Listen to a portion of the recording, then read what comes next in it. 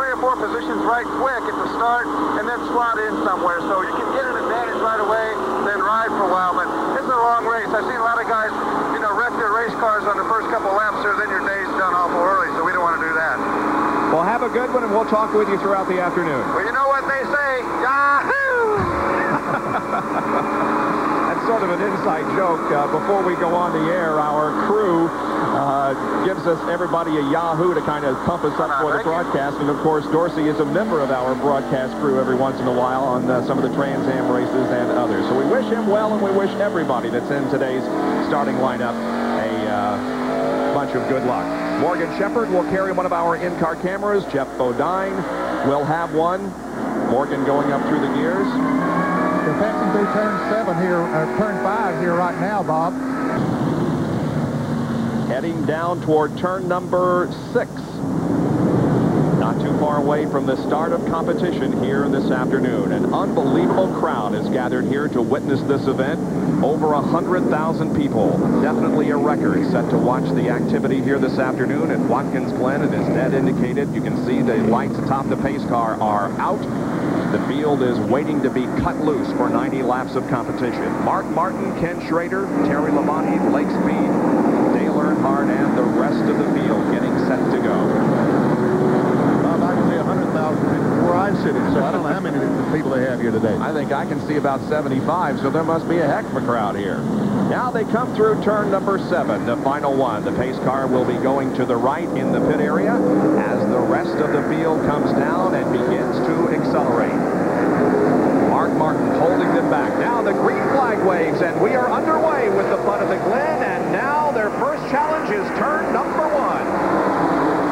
Here they come, Mark Martin. He's bringing Terry Labonte with him. He got Schrader hung on the outside.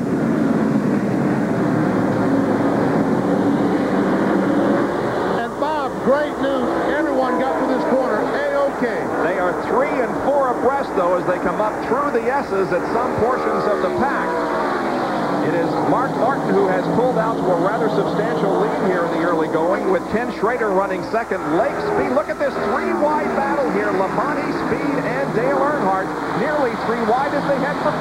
Yeah, Earnhardt ducked back in. He knew that wasn't going to be smart trying to go into that turn 3 wide. In fact, they can only go through there fast in single file, and you can see most of them have gotten down. Oh, and we have a problem in the inner loop. I believe Dorsey's one of those involved.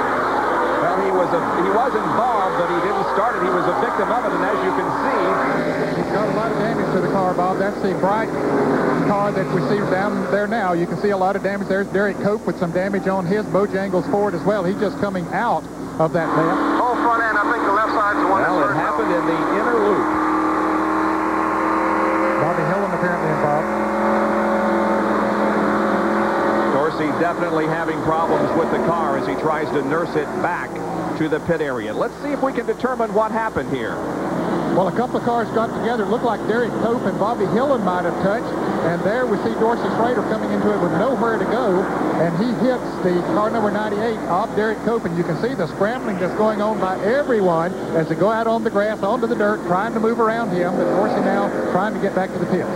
There's a damage on the Country Time Ford as he brings it in. It certainly was not his fault. Derrike Cope was sitting right in the middle of the racetrack, and Dorsey had nowhere to go. He cut hard right, but he couldn't avoid hitting. And now he comes in for an assessment of the damage, see if he can get back out there in competition. Tough break for Dorsey Schroeder, who has more laps on this track than anybody else because of his extensive road racing that he has done here. Not necessarily in this kind of competition, but Trans Am and others. Bob, we might point out that there was no caution flag. Everyone pulled away, nothing on the racetrack, so they're continuing to race.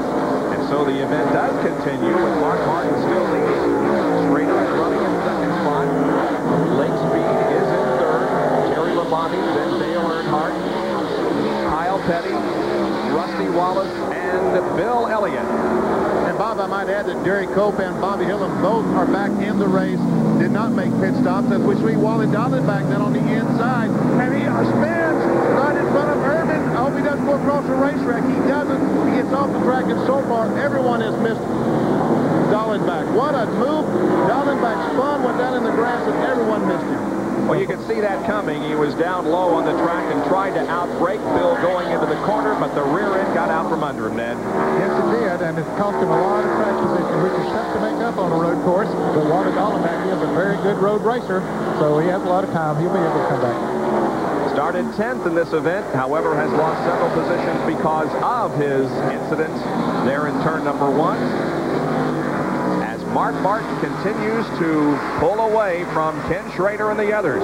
Not a big surprise, Bob. That car has been so strong from the day they unloaded it here on Friday. As we look at the replay of Dallenbach there, Benny, coming in front of you. Yeah, he was trying to outbrake Bill Elliott going down in the corner, and when he realized that Elliott didn't realize he was there, he had to spin the car, and we see Ricky Rudd over the ripple strips, but everyone got by unscathed. Whew, lucky. We see Dorsey Schroeder's car still in the pits. John Kernan is there with the report. Well, Bob, they've shut the engine down. They've got a little bit of work to do. They've had to cut away some of that left front fender that was damaged, get it away from the tire.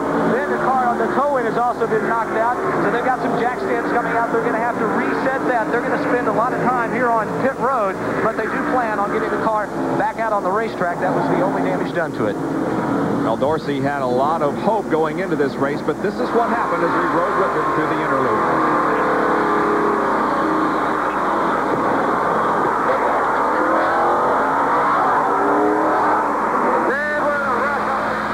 Well, you saw that he tried to signal the drivers behind him, but when the hole opened up, there was a car, Derrike Cope, sitting right in front of him, and he could not avoid hitting it. So Dorsey Schroeder remains in the pit area as the action on the track continues, with Mark Martin pulling out to a 2-second lead over Ken Schrader, Lake Speed, Terry Labonte, and Dale Earnhardt. We'll be right back. Back at Watkins Glen, and just in front of you, Benny, a pass for second. Lake Speed got position on Kenny Schrader, got inside of him as he entered turn 1, made the pass. We see Earnhardt trying to get by Terry Labonte, and the last time by Kyle Petty was looking inside Dale Earnhardt. And I don't know what happened. We see now that Earnhardt has about 15 car lengths lead on Kyle Petty. Boy, Mark Martin having no problems at all as we watch Earnhardt trying to move on the inside of Labonte coming into the inner loop here, but he can't make the pass, falls back in behind him. Kyle Petty loses several more positions there. He just dropped down to the inside, and Ernie Irvin and Jeff Gordon went by. So don't know if Kyle's having a problem or what, but he dropped back quite a bit. Well, now Earnhardt does take over 4th position, passing Terry Labonte. Now he sets his sights on Ken Schrader, who is 3rd.